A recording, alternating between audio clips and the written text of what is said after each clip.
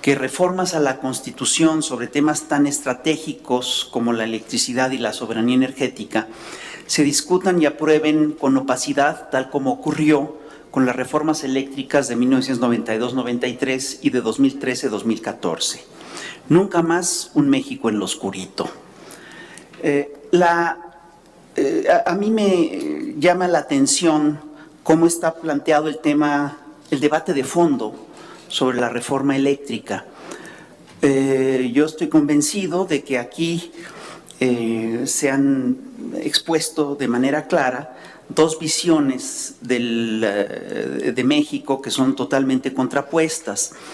En general, los partidarios de la reforma, es decir, los que se contraponen, los que se oponen a la actual reforma, los que piden que no se apruebe, han presentado, han usado un lenguaje pues, neoliberal, tecnocrático, que es poco entendible, y esto se debe sin duda a que la gente tiende a creer más en una afirmación cuando ésta la dice un científico o un técnico. Sin embargo, este idioma es solo la envoltura de un discurso que es realmente muy frívolo.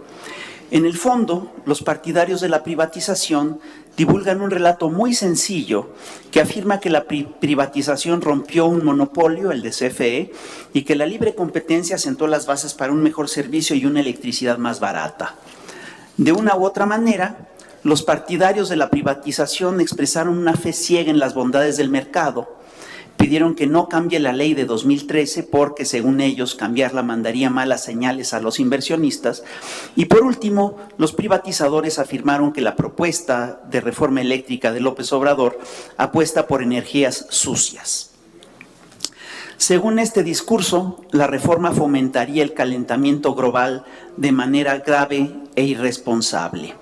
Sin embargo, el discurso neoliberal pone de lado cosas que son realmente muy, muy importantes. No menciona que las reformas de 1992-93 fueron aprobadas casi en secreto, que en 10 años la privatización no ofreció mejor servicio ni le brindó energía más barata al usuario promedio, que sumió en una crisis severa a la empresa eléctrica del Estado a la vez que dio todas las facilidades a ciertas multinacionales, sobre todo españolas, de la energía, que la privatización se hizo sin transparencia, con un modelo de negocios fundado en la corrupción y el intercambio de favores, que los organismos autónomos han representado más a los grandes intereses capitalistas que a la sociedad civil, que en los hechos no hay libre competencia, sino que unas cuantas grandes empresas se reparten el mercado y se ponen de acuerdo en los precios, que las reformas anteriores permitieron que se firmaran contratos leoninos que desangraron y desangran las arcas de la nación, que la privatización fue opaca y sucia y que todo este proceso puso en riesgo el sistema eléctrico nacional. Yo entiendo que los partidarios de la privatización que iban a defender estos puntos en este foro no vinieron, y hay quien pensará que nos hicieron el vacío, que nos desdeñaron, y no faltará quien diga que es un acto de desdén. Yo tengo otra lectura. Yo creo que decidieron no dar la batalla. Esto significa en buena medida que han perdido la lucha por la narrativa y el sentido común. Y aquí yo hago un llamado a los diputados a que tomen nota de este hecho. El público y los legisladores deben de entender que la privatización del sector eléctrico es ya una causa indefendible. ¿Qué es lo que está en juego con esta reforma eléctrica? Lo que está en juego son dos cosas fundamentales: la soberanía energética y la seguridad nacional, por un lado, y por el otro lado, que debemos reconocer que la luz debe ser considerado un derecho humano y social y no una simple mercancía. Entender la electricidad como un mero producto solo favorece a las empresas, pero lastima a la gran mayoría de los seres humanos. Hay otro tema que está también en la palestra y es el tema de la corrupción. Los partidarios de la privatización rara vez hablaron del tema en el Parlamento abierto y rara vez mencionaron que las leyes aprobadas en 93 y 14 estaban hechas a la medida de las multinacionales de energía, que permitieron negocios y movimientos poco éticos que en otros países son duramente penalizados.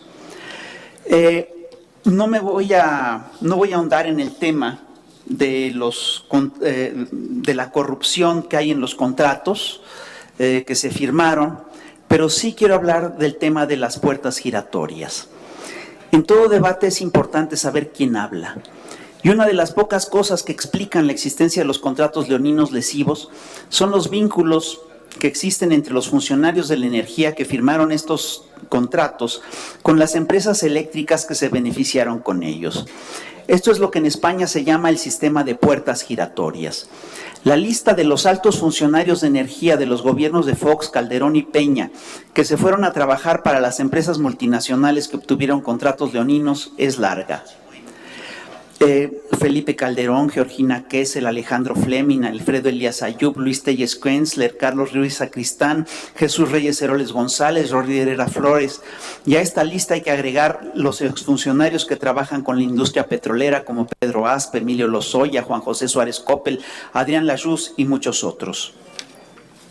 Hay que decir que muchos de los ponentes que vinieron al Parlamento Abierto a defender la privatización del sector eléctrico manejaron con suma discreción y secrecía el hecho de que han trabajado para empresas eléctricas privadas o para organismos como la CRE o incluso en la CENER y que apoyaron al sector privado. Ángel Valderas ha documentado que vinieron aquí a hablar gentes que podían tener un conflicto de interés. ¿A nombre de quién hablaron en este foro Rosanetti Barrios, Montserrat Ramiro, Fernando Bueno Montalvo, Paul Alejandro Sánchez, Nelson Delgado, Jorge Chávez Presa, en fin, muchos otros compañeros? Y aquí hay un tema que es importante y es el tema de quién cuida el ambiente. Los partidarios de la privatización afirman que la iniciativa privada sí favorece las energías limpias, pero en este Parlamento se ha puesto en claro que los privados producen menos energías limpias que CFE. Además, los privatizadores callan que la reforma incluye varios proyectos de energías limpias. En este Parlamento Abierto se ha aclarado que México solo produce el 1.2% de los gases de efecto invernadero en el mundo. El impacto de México es mínimo. México no va a provocar la crisis climática. Sin lugar a dudas, tenemos que tomar medidas contra los gases de efecto invernadero, pero en realidad el problema de fondo, el tema del cambio climático, está en China, en Estados Unidos, en la India y en los países de la Unión Europea.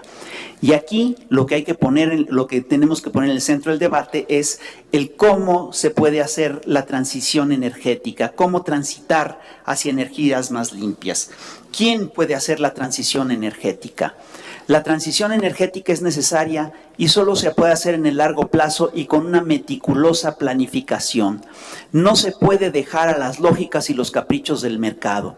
Debe ser regida por el Estado. Por todo lo anterior, afirmamos que el Parlamento Eléctrico fue y es un ejercicio necesario que ha servido para transparentar, democratizar y masificar el debate sobre la reforma eléctrica.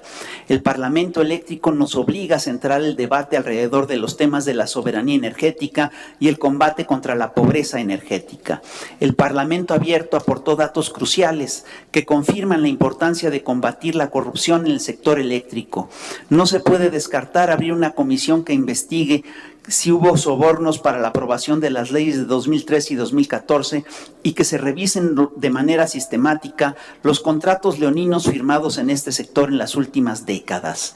El Parlamento Abierto puso de manifiesto hasta qué punto urge transparentar la información. No es posible que la CRE se maneje con opacidad y que mantenga en secreto datos que son estratégicos para el debate. ¿Por qué no sabemos qué parte del mercado es manejado por qué empresas? Este foro centró el debate de la transición energética. Es menester seguir impulsando las energías limpias. En especial, debemos modernizar y optimizar las plantas hidroeléctricas. Y una cosa importante, el Estado mexicano es el que debe iniciar y llevar a cabo una transición energética ordenada. Muchas gracias.